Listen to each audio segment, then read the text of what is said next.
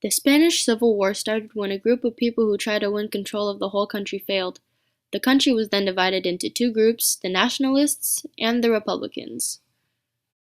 The war lasted from 1936 to 1939. Here is the pre-stage of the Spanish Civil War. The Great Depression of the 1930s hit Spain hard. This affected Spain's economy because the employment rate was at an all-time low. So General Primo de Rivera, Spain's leader at the time, did not have the money or ability to sort out Spain's financial mess. This leads into the first stage of the Spanish Civil War. The army then withdrew its support and Rivera had to resign. In April 1931, elections were held in Spain. This resulted in Republicans winning all the major cities in Spain, and those victorious at the election then declared Spain a republic, so monarchy was abolished. This turned out to be a problem because the Roman Catholic Church was hostile to the Republic, and the Republic was hostile to the highly influential Roman Catholic Church. Changing from a monarchy to a republic was difficult, and in the end, no one could agree on anything. The political parties acted independent from each other because they always fought since their political stances were too different. Here comes the spark. Divisions continued to widen between the towns and the countryside and the wealthy landowners and peasants. Many areas of the country wanted to have their own government and wanted independence from the rest of Spain. The church was one of the most powerful forces in the country and it was strongly opposed to social reform. Therefore, it was vehemently opposed to the Republican government. The army had always had a history of meddling in the country's politics. Violence had always been an inherent part of all attempts at democratic elections. Quite often, the genuine results were altered due to intimidation and other tactics. Spain was quite literally ready to explode, and the final spark that lit the fuse of the war was the assassination of the nationalist wing leader Calvo Sotelo in July 1936. After the spark came the fall of the government. The fall of the government started when both sides of Spain received help from foreign countries. This is when General Franco and his nationalist troops aided the Army of Africa in securing Morocco. In July 1936, military uprisings occurred throughout Spain and General Franco led a revolt of Spanish troops in Spanish Morocco.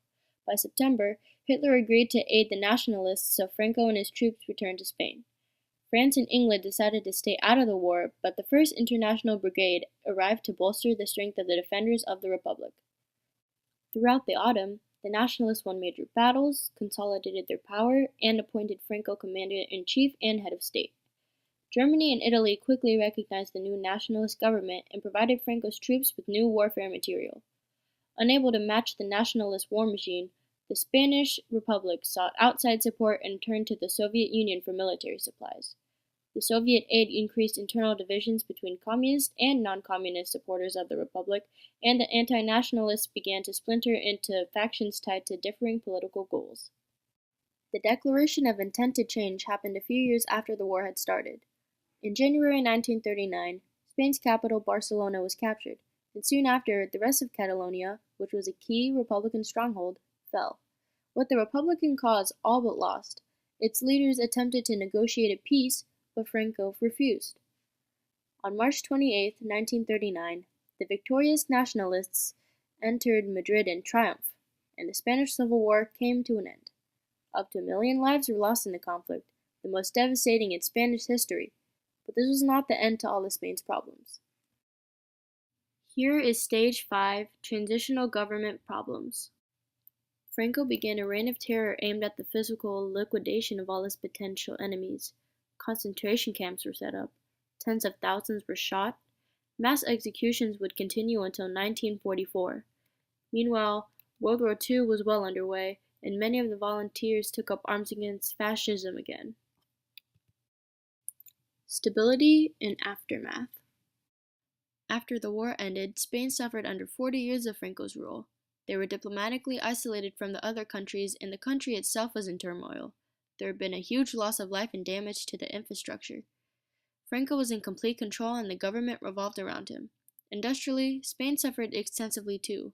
It had been struggling before the war and now it fell even further behind its European neighbors. The majority of the damage that the war had caused could not be repaired because there was no money. Democracy would not return to Spain for more than 4 decades.